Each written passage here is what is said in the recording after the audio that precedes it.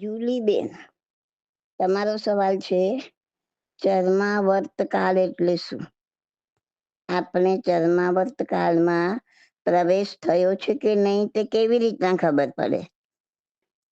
જુઓ, આપણો જીવ નિગોદની અવ્યવહાર રાશિમાંથી નીકળ્યા પછી અનંત પૂતગલ પરાવર્તન કાળથી ભમી રહ્યો છે.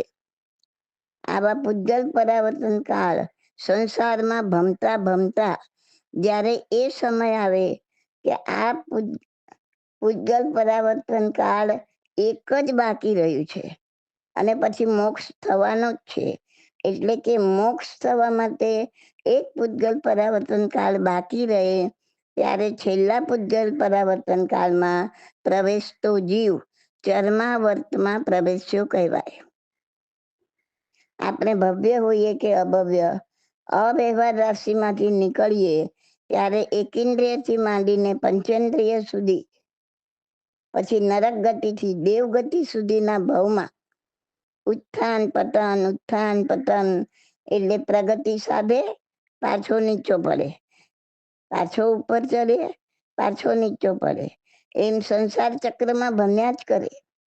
આવા અનેક ભવોના પરિભ્રમણ પછી જ્યારે મોક્ષે જતા પહેલા એક જ કુંડાળું ફરવાનું બાકી રહે ત્યારે એ આત્મા ચર્માવર્ત કાળમાં પ્રવેશ્યો કહેવાય. ચરમ એટલે છેલ્લું. સિદ્ધ ભગવાનને કહીએ છે ને કે ચરમ શરીરી છે, એટલે હવે આ છેલ્લું શરીર છે, એમને હવે બીજું શરીર ધારણ કરવાનું નથી. એમ ચરમ એટલે છેલ્લું અને આવર્ત એટલે કુંડાળું, છેલ્લું કુંડાળું. એટલે એક પૂતગલ પરાવર્તન કાળ બાકી હોય. પહેલા તો એ સમજો કે પૂતગલ પરાવર્તન કાળ એટલે શું. જોકે ખબર હશે તમને, મારી બુક વાંચી હશે, પ્રશ્નોત્તર માલા ભાગ 1, એમાં 27 નંબરનો સવાલ એમાં સમજાવ્યું છે. ન વાંચ્યું હોય તો શોર્ટમાં સમજાવી દઉં. તમને 1 થી 6 આરા તો ખબર છે. 1 થી 6 આરા એટલે 10 કરોડા કરોડી સાગરોપમ, અડધું કાળચક્ર. બીજા 1 થી 6 આરા એટલે બીજું અડધું કાળચક્ર. કુલ 20 કરોડા કરોડી સાગરોપમ, એને એક કાળચક્ર કહેવાય. આવા અનંતા કાળચક્ર વહી જાય ત્યારે એક પૂતગલ પરાવર્તન કાળ થાય. એક પૂતગલ પરાવર્તન કાળમાં આવા અનંતા ચક્ર વહી જાય, 20 કરોડા કરોડી સાગરોપમ. એવા કેટલાય પૂતગલ પરાવર્તન કાળચક્ર આપણે પસાર કરી દીધા હશે. ઓલી કછુઆ સાપ મચ્છર અગરબત્તી ખબર છે ને, એ અગરબત્તીના કુંડાળા કેવા હોય, એનો છેલ્લે અંત આવે, બરાબર ને? તો એવું છેલ્લું કુંડાળું બાકી રહે ને જ્યારે, ત્યારે એક ચર્માવર્ત સમય કહેવાય. એક કુંડાળું બાકી રહે એટલે ચર્માવર્તમાં આવ્યા કહેવાય, બરાબર? હવે જે અભવિક જીવો હોય ને, તેનું કુંડાળું બંગડીની જેમ ગોળ જ હોય, એનો એન્ડ આવે જ નહીં, અંત આવે જ નહીં એનો. પણ ભવ્ય જીવોનો ચર્માવર્ત કાળમાં પ્રવેશ થઈ શકે. તો એક કુંડાળા જેટલો કાળ બાકી રહે ત્યારે ભવ્ય આત્મા ચર્માવર્તી કહેવાય. અને એક કુંડાળા કરતા વધારે કાળ ભમવાનો જેમને બાકી હોય એ બધા આત્માઓ અચર્માવર્તી કહેવાય. ચર્માવર્તમાં જેમનો પ્રવેશ થવાનો બાકી છે એ બધા ચર્માવર્તી કહેવાય. કોને કોને આપણે અચર્માવર્તી કહીશું? અવ્યવહાર રાશિની નિગોદમાં રહેલા આત્માઓ અચર્માવર્તી કહેવાય. કેમ કે હજી એ બહાર જ નથી નીકળ્યા, હજી વ્યવહાર રાશિમાં જ નથી આવ્યા, એટલે એ બધા ચર્માવર્તી. પછી જાતિ ભવ્ય જીવો. જાતિ ભવ્ય એટલે કેવા? એ પોતે છે ભવ્ય, પોતે સ્વભાવથી ભવ્ય છે, પણ એ ક્યારેય નિગોદમાંથી બહાર જ નથી નીકળવાના. એમને આ સંજોગો જ નથી મળવાના, એટલે એ જાતિ ભવ્ય છે, માટે અચર્માવર્તી કહેવાય. એના પછી અભવ્ય આત્માઓ, જે બહાર નીકળી ગયા હોવા છતાં પણ એમનો ક્યારેય પણ મોક્ષ થશે જ નહીં, તે જીવો સાધુપણું પામે, તેમના ઉપદેશથી કેટલાય કેટલાય જીવો તરી જાય, મોક્ષે પહોંચી જાય, પણ એમનો ક્યારેય મોક્ષ ન થાય અને એમને કોઈ દિવસ છેલ્લું કુંડાળું આવે જ નહીં. એટલે એ જીવો પણ સદા અચરમાવર્તી જ રહેશે. હવે મોક્ષે જનારા ભવ્ય જીવો છે, અવ્યવહાર રાશિમાંથી નીકળી પણ ગયા છે, પણ હજી ચરમાવર્તમાં પ્રવેશ નથી કર્યો, માટે તે પણ અચરમાવર્તી કહેવાય. તો તમને હવે ખ્યાલ આવ્યો હશે કે એક પૂતગલ પરાવર્તન કાળ, એમાં કેટલા અનંતા ભવો પસાર થાય, અનંત કાળ પસાર થાય. આપણા આત્માએ પણ આવા અનંતા પૂતગલ પરાવર્તન કાળ સંસારમાં પૂરા કરી દીધા છે અને આપણે અવ્યવહાર રાશિમાંથી બહાર નીકળીને માનવ ભાવ સુધી તો આવી ગયા છીએ. એટલે એ તો નક્કી થઈ ગયું કે આપણે જાતિ ભાવે તો નથી જ. તો આપણે જાતિ ભાવે હોત તો બહાર જ ના નીકળત, બરાબર. પણ આપણે એમ વિચારીએ કે આપણો ચરમાવર્ત કાળમાં પ્રવેશ થયો છે કે નહીં, મોક્ષ જવાની હવે કેટલી વાર છે, એ આપણને કેવી રીતે ખબર પડે? તો સમજો, ધર્મ ગમે અને સંસાર પણ ગમે એવી પરિસ્થિતિમાં તમને મોક્ષ પણ ગમે એવી પરિસ્થિતિ તમારી થાય ત્યારે તમે ચરમાવર્તમાં પ્રવેશ થઈ ગયા. પણ ધર્મ તમે કોને કહો છો? સામાયિક પ્રતિક્રમણ, વિષ્ઠા, તપ, સાધુપણું, આંબિલ ઉપવાસ વગેરે માત્ર બાહ્ય પ્રવૃત્તિના આધારે આંતરિક પરિણીતિ નક્કી થઈ શકે નહીં. બરાબર સમજો આ વાક્ય. ઉપદાન કરો, સાધુપણું લ્યો, આરાધના કરો, આ બધું બેરોમીટર નથી કે તમે ચરમાવર્તમાં પ્રવેશ કરી દીધો છે. તમારા આત્માની આંતરિક પરિણીતિ કેવી છે, આંતરિક પરિસ્થિતિ કેવી છે, કે તમારા આત્માનું વલણ કેવું છે, રાગ દ્વેષની પરિણીતિ કેવી છે, એના પર આ બધું આધાર રાખે છે. આપણે તો કઈ આ રોજ પૂજા કરે છે, રોજ ગુરુ મહારાજને વંદન કરે છે, આમ કરે છે, તેમ કરે છે, આ બહુ ધર્મી છે. ના, એ બાહ્ય પ્રવૃત્તિ છે. એનાથી ધર્મી છે કે નહીં એ નક્કી ના થાય. તો આ જ દાખલો લ્યો ને, અભવ્ય આત્મા, બરાબર, સાધુ પણ બને. હવે એનાથી બધા શું ધર્મ કરવાનો બીજો? અભવ્ય આત્મા સાધુ પણ બને. આ તો શાસ્ત્રનું વાક્ય છે, બરાબર. આ સાધુ કેટલી બાહ્ય ક્રિયાઓ કરે છે, બોલો. સાધુ પણ લેવું એ જ તો મોટી ક્રિયા, બરાબર. જિંદગી ભરનું સામાયિક લેવું મોટી ક્રિયા.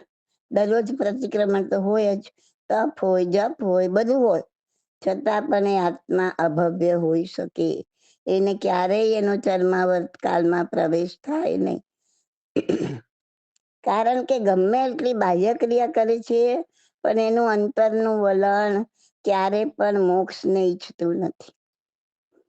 એ દુનિયાને મોક્ષ સારું, મેળવવા દેવું, છોડવા દેવો સંસાર, એવું બધું સમજાવશે, એના નારા પણ લગાવડાવશે, પણ એને પોતાને ક્યારે પણ અંતરથી મોક્ષ ગમતો નથી. ઠીક છે, હવે મોક્ષમાં જશું તોય શું ને ના જશું તોય શું? આ જીવન મળ્યું છે, જલસા કરી લો. ને તો કોઈ બાહ્ય ધાર્મિક પ્રવૃત્તિ, આના પરથી સમજો તમે કે કોઈ પણ બાહ્ય ધાર્મિક પ્રવૃત્તિ એ નક્કી ના કરી શકે કે તમે ધર્મી જ છો અને તમારો ચરમાવર્ત કાળમાં પ્રવેશ થઈ જ ગયો છે. એવું કોઈ નક્કી ના કરી શકે. એ આપણા મનને સમજાવવાની વાતો છે, મનને મનાવવાની વાતો છે. હા, મોક્ષ પ્રત્યે એવી તાલાવેલી લાગી જાય, હવે એને મોક્ષ સિવાય કઈ ગમતું જ નથી કે એને મોક્ષે જવું છે. ક્યારે મારો મોક્ષ થાય? કોઈ દુઃખથી નહીં, દુઃખ ગર્ભિત વૈરાગ્ય પણ હોય. દુઃખ ગર્ભિતથી વૈરાગ્ય હોય ત્યારે મોક્ષની તાલાવેલી, એ તાલાવેલી ના ગણાય. જ્યારે જ્ઞાન ગર્ભિત વૈરાગ્ય આવે, ભગવાનનો વૈરાગ્ય કેવો? એમને કોઈ દુઃખ હતું એટલે દીક્ષા લીધી? એમને કોઈ દુઃખ હતું એટલે મોક્ષ જોઈતો હતો? ના, જ્ઞાન ગર્ભિત વૈરાગ્ય હતો. જ્ઞાનથી સમજે છે, જ્ઞાનથી જાણે છે, અને અનુભવ જ્ઞાન. જે જ્ઞાનથી નિજ અનુભવ થાય, પોતાના કર્મોની નિર્જરા થાય, મોક્ષ માટેની જે તાલાવેલી લાગી જાય, મોક્ષ સિવાય કાંઈ ગમે નહીં. જેમ પ્રથમવાર કોઈ પ્રેમિકાને પહેલી વાર કોઈ પ્રેમી મળતો હોય અને મળવાના ટાઈમમાં થોડું વહેલું મોડું થઈ ગયું અને એ ટાઈમમાં જે તાલાવાલી લાગી જાય, ક્યારે આવશે, ક્યારે આવશે, ક્યારે મળશું, ક્યારે મળશું, એવો અનુભવ જેને થયો હોય, એવી તાલાવેલી મોક્ષ માટે લાગી જાય. એને આખી દુનિયા ફીકી લાગે. જ્ઞાનથી, અનુભવના વૈરાગ્યથી, સાચા વૈરાગ્યથી, ત્યારે એ આત્માનું વલણ મોક્ષ તરફ ગયું કહેવાય. અને એ આત્માનો ચર્માવત કાળમાં પ્રવેશ થયો કહેવાય. એટલે કોઈ ના કહી શકે, હું ના કહી શકું કે હું બહુ ધર્મી છું, મારો ચર્માવત કાળમાં પ્રવેશ થઈ જ ગયો છે, એવું હું 100% ના કહી શકું. ભલે ને પુસ્તકો લખ્યા, ભલે ને મારા પુસ્તકો દ્વારા બીજા 500 જણ તરી જાય કે ઘણાનું જીવન બદલાઈ જાય, પણ મારું અંદરનું વલણ કેવું છે એના પરથી જ નક્કી થાય કે મારો ચર્માવર્ત કાળમાં પ્રવેશ થયો છે કે નહીં. મારી કોઈ બાહ્ય પ્રવૃત્તિ, લેક્ચર કે પ્રવચનથી હું ગમે એટલું કહું કે મેળવવા જેવું મોક્ષ જ છે, મોક્ષ સિવાય બીજું કશું લક્ષ્ય રાખવાનું નથી, પણ મારો પોતાનો એ ઝુકાવ આવ્યો છે કે નહીં, એ મહત્વનું છે. એટલે આવી બધી વાતોથી ભરમાવાનું નહીં. કેવડી ભગવાન કહી શકે, કેવડી ભગવાન કહી શકે કે તમારો ચર્માવર્તમાં પ્રવેશ થયો છે કે નહીં. પણ આ 5મા આરાના જળ બુદ્ધિ વાળા ના કહી શકે. એટલે આપણે જે સારી પ્રવૃત્તિ કરીએ છીએ, આપણો જે આ મોક્ષ તરફનો ઝોક છે, એ બનાવી રાખવાનો. કશું નક્કી કરવાની જરૂર નથી. આપણે નક્કી કરીએ કે ના કરીએ, કોઈ ફરક પડવાનો નથી. તમે વિચાર કરો કે હું ચર્માવત કાળમાં પ્રવેશી ગયો કે હું ચર્માવત કાળમાં નથી પ્રવેશ્યો, એનાથી શું ફરક પડે? ચર્માવત કાળમાં પ્રવેશ કરવામાં મુખ્ય કારણ કાળ છે. મેં કીધું ને 5 સમવાયમાં 5 કારણમાં એક મુખ્ય હોય અને બીજા 4 ગૌણ હોય. આત્માનો કાળ પાકે ને ત્યારે ભવ્ય આત્માનો ચર્માવર્ત કાળમાં પ્રવેશ થઈ જાય. જેમ પેલો નદીમાં 10 ખૂણા વાળો પથ્થર છે, તે નદીના પ્રવાહમાં અથડાતો પીટાતો, અથડાતો પીટાતો, એ પોતાની ઈચ્છા હોય કે ના હોય પણ એ ગોળ બની જાય. કઈ પુરુષાર્થ નથી કરવાનો, વગર પુરુષાર્થે જેમ સમય પસાર થયો એમ લીસો ગોળ બની જાય. એમ જે મોક્ષે જનારો ભવ્ય આત્મા પણ સંસારમાં અનેક એવા અનુભવોમાંથી જાત જાતનું સહન કરતા, કાળ પાકતા, વગર ઈચ્છાએ અને વગર પ્રયત્ન ચર્માવર્તમાં પ્રવેશી જાય. સમજણ પડી? એટલે કશું નક્કી કરવાની જરૂર નથી કે હા હું ચર્માવર્તમાં પ્રવેશી જ ગયો છું કે હા હું નથી પ્રવેશ્યો. એ બધું કુદરત પર છોડી દો. સમજાવવા માટે આ બધું કહેવું પડે છે કે ધર્મ પણ ગમે અને સંસાર પણ ગમે, ધર્મ જ ગમે, સંસાર ન ગમે. આ બધું સમજાવવા માટે છે. પણ આત્માનું વલણ, ઝોક શું છે એ પોતે જ જાણી શકે. પણ પોતે પણ 100% જાણી શકે એવું માની લેવાની જરૂર નથી. ઘણીવાર કોઈ પ્રવૃત્તિ ખરાબ કરતો હોય, પણ એમાં એનો આત્મા બળતો હોય, જીવ બળતો હોય. ઘણીવાર માનપાન મળતું હોય પણ એને અડતું પણ ના હોય.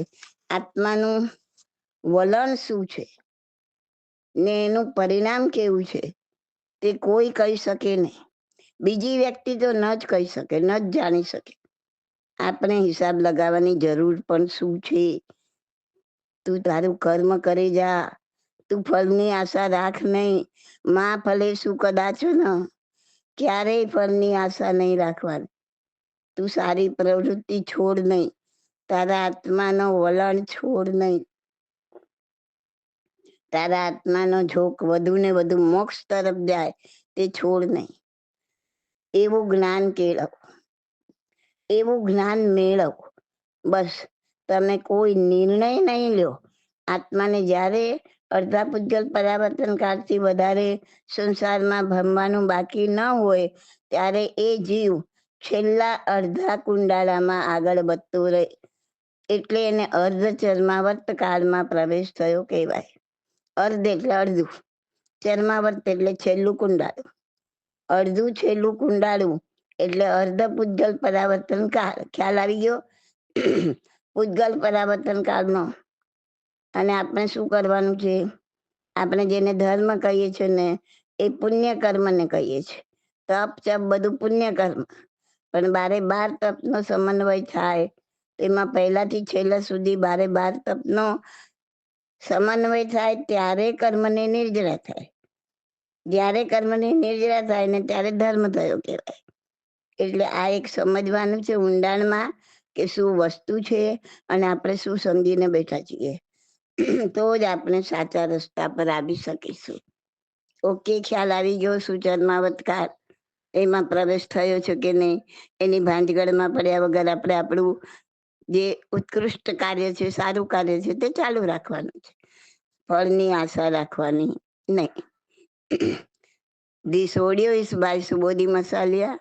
My contact number is 88500 88567.